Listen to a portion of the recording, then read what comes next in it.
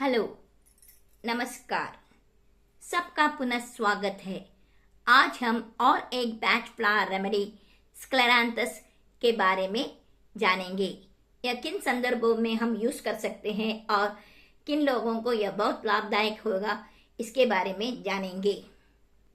माँ बाप अपने बेटी की शादी करना चाहते हैं और इसके लिए वे लड़के को बुलाते हैं।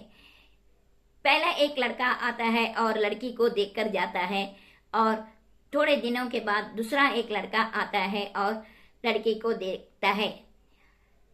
इस लड़की को पता नहीं चलता है कि किसको वो हाँ बोले, और उसको लगता है पहला लड़का अच्छी नौकरी में है और उसके घर सब भी है और सब कुछ अच्छा है, लेकिन दूसरा लड़का बहुत शांत और अच्छे स्वभाव का है। तो इसको वो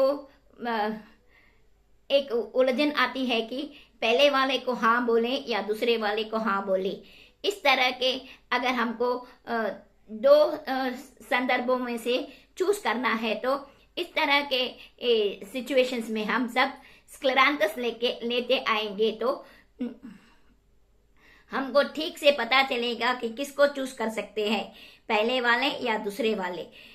स्क्लेरांथस अगर हमको दो चीज़ों के बीच में उलझन होती है तो हमको वह ठीक से राह दिखाती है कि किसको हम चूज कर सकते हैं। हमारा स्कूल एक 10-15 मिनट का रास्ता है। हम अगर पैदल जाएंगे तो हम 10-15 मिनट में पहुंच जाएंगे, लेकिन ट्रैफिक बहुत है और बहुत मुश्किल होगी। हम अगर ऑटो में जाएंगे तो 5 मिनट बस। तो हमको एक डायलेमा आता है कि हम पैदल जाएंगे या ऑटो में जाएंगे। इस तरह के डायलेमा में हम बहुत देरी अपना समय बर्बाद कर सकते हैं, क्योंकि हमको लगता है ऑटो में जाएंगे तो पैसा खर्चा होगा, लेकिन पैदल जाएंगे तो हमको पैसा खर्च नहीं होगा, लेकिन थकावट आ सकती है।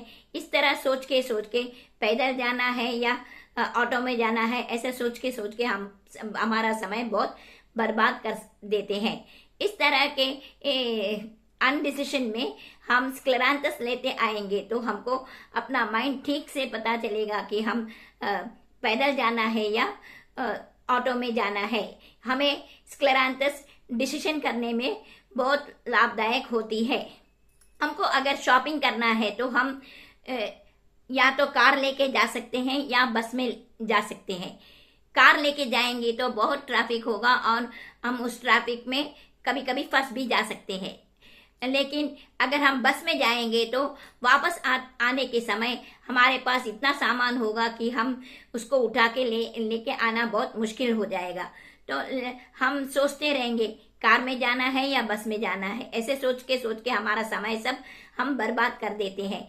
इस तरह के डिसीजन मेकिंग में हमको स्क्लेरांथस लेते एक दिन पहले ही स्क्लेरांथस लेंगे तो हमको अपना डिसीजन ठीक से मालूम होगा और हमको ठीक से पता चलेगा कि हम किस तरह से हम जा सकते हैं। स्क्लेरांथस एक डिसीजन लेने में बहुत लाभदायक होती है। इस तरह के लोगों को डिसीजन मेकिंग में बहुत डिफिकल्ट रहता है। उनको लगता है हम कैसे डिसाइड कर सकते हैं। वे बड़े बड़े चीज़ों में डिसीजन लेना बहुत आसान से कर देते हैं, लेकिन छोटे छोटे डिसीजन लेना बहुत मुश्किल हो जाता है। अगर हम उनको शादी के बारे में पूछेंगे तो वे जल्दी से डिसाइड कर लेते हैं, लेकिन अगर किधर भी जाना है तो उनको डिसीजन लेना है कि पैदल जाना है या बस में जाना है। तो इस तरह के दो चीज़ के बीच में डिसीजन लेना बहुत मुश्किल लगता है उनको। वे जल्दी से डिसाइड नहीं कर सकते हैं। हम बहुत सारे इंटरव्यू अटेंड किए और फाइनल में हमको 2 जगह से ऑफर लेटर आया। दोनों बहुत अच्छे थे। पहले वाला अच्छी पैकेज ऑफर किया, लेकिन दूसरा वाला उतना पैकेज उतना ऑफर नहीं किया, लेकिन काम थोड़ा उतना मुश्किल नहीं है। पहले वाला का काम बहुत मुश्किल है, लेकिन पैकेजेस बहुत अच्छा है और हमको अच्छी तरह से वे पे भी करेंगे। तो हमको एक डायलेमा आता है, पहले वाले को यस करूं या दूसरे वाले को यहाँ करूं। इस तरह के डायलेमा में सब हम बहुत उलझन में पड़ जाते हैं। हम बच्चे में भी ऐसे सिचुएशंस को देख सकते हैं। अगर बच्चों को पूछा कि तुमको चॉकलेट चाहिए या आइसक्रीम चाहिए, तो पहले वे बोलेगा मेरे को चॉकलेट चाहिए, फिर बोलेगा नहीं नहीं मुझे आइसक्रीम चाहिए, और फिर वापस बोलेगा नहीं चॉकलेट चाहिए। इस तरह के उनको डिसाइड करने में बहुत मुश्किल होती है कि चॉकलेट चाहिए या आइसक्रीम चाहिए, और वे बहुत देर बर्बाद कर देते हैं। इस तरह ये करो कि वो करो, इस तरह सोच के उसका टाइम सब बर्बाद हो जाता है। स्कूल होने के बाद 12वीं कक्षा के बाद बच्चों को कॉलेज में जाना पड़ता है। तब उनको डिसाइड करना है कि वे किन सब्जेक्ट्स में अपना रुचि है और क्या पढ़ेंगे तो अच्छा होगा।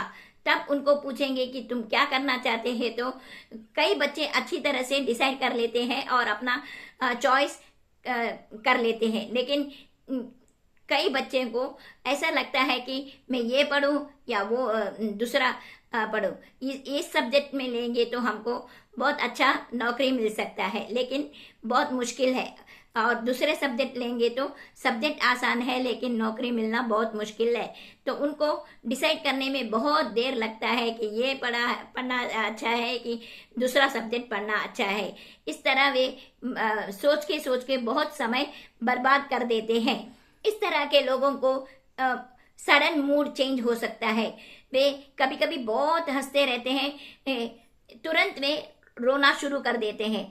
किसी को पता भी नहीं चलता है वे क्यों इतने देर हंस रहे थे और अब क्यों रो रहे हैं। इस तरह के लोग को जल्दी जल्दी मूड स्विंग्स होता रहता है, और एक बार हंसते रहते हैं, दूसरे बार रोना शुरू कर देते हैं। कभी कभी लोगों में डायरिया हो सकती है, नहीं तो कॉन्स्टिपेशन हो सकती है। ये सब दो चीज़ों के बीच में होता रहता है। एक तो एकदम डायरिया होता होगा, नहीं तो कॉन्स्टिपेशन होगा। अगर हम बच्चों को देखेंगे तो कभी कभी इस तरह के बच्चे बहुत खाते रहते हैं, फिर तुरंत वे बोलते हैं, थोड़ी देर के बाद उनको कुछ खाने को बोलेंगे तो वे मना कर देते हैं। वे एकदम खाते रहते हैं, नहीं तो बिल्कुल मना कर देते हैं। इस तरह के लोगों को बहुत इनडिसिशन रहते हैं और वे जल्दी डिसाइड नहीं कर सकते हैं कि क्या करना चाहिए, और यह सब हम उनके फिजिकल सिम्टम में भी देख सकते हैं।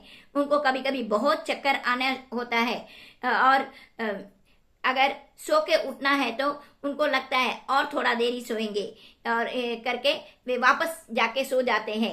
इस तरह के लोगों को बहुत सिम्टम्स चेंज होता रहता है। वे कभी कभी बोलते हैं मेरे को पेट में दर्द हो रहा है, तो थोड़ी देर के बाद बोलेंगे नहीं मुझे पाँव बहुत दर्द हो रहा है। इस तरह के लोगों को सिम्टम्स चेंज होता रहता है, कभी पेट में दर्द, कभी सिर में दर्द, कभी नहीं तो पैरों में दर्द। एक जगह दर्द नहीं रहता है, सारा जगह घूमता रहता है। इस तरह के लोगों को अगर बुखार आया तो टेम्परेचर भी चेंज होता रहता है। सुबह एक टेम्परेचर रहेगा, दोपहर को मीन्स बुखार बिल्कुल नहीं रहेगा, फिर वापस शाम को बुखार आ सकता है और वही टेम्परेचर रहेगा जो सुबह में था। इस तरह इनके मूड के हिसाब से फ्लक्चुएट होता रहता है, एक स्थिर से नहीं रहेगा, कभी ऊपर कभी नीचे, इस तरह होता रहता है। इस तरह के लोगों को अगर वे ठीक हो जाएंगे तो थोड़े दिनों के बाद वापस जो पहला आया था वही बुखार सब वापस आ सकता है। ये एकदम मूड स्विंग्स में रहते हैं, थोड़ी देर के लिए अच्छा रहते हैं, थोड़ी देर के लिए एकदम खराब हो जाते हैं। उनको ही पता नहीं चलता है कि वे क्यों ऐसे रहते हैं। इस तरह के लोगों को सब स्क्लेरांथस बहुत यूज हो सकती है।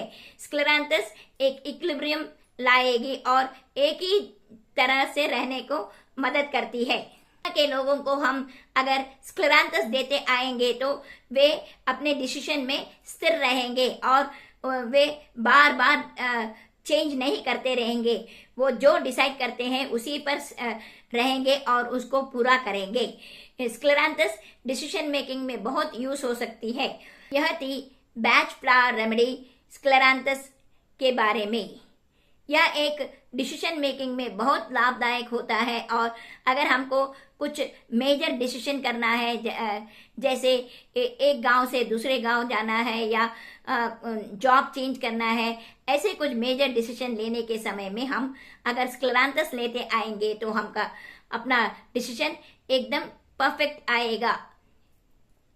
यह थी स्क्लेरांथस के बारे में। अगर आपको मेरा वीडियो पसंद आया तो लाइक, शेयर और कमेंट कीजिए। अगर पहली बार मेरे वीडियो को देख रहे हैं तो सब्सक्राइब कीजिए और बेल आइकन को दबाइए, ताकि जब जब मैं वीडियो डालूंगी आपको नोटिफिकेशन मिलता रहेगा। धन्यवाद।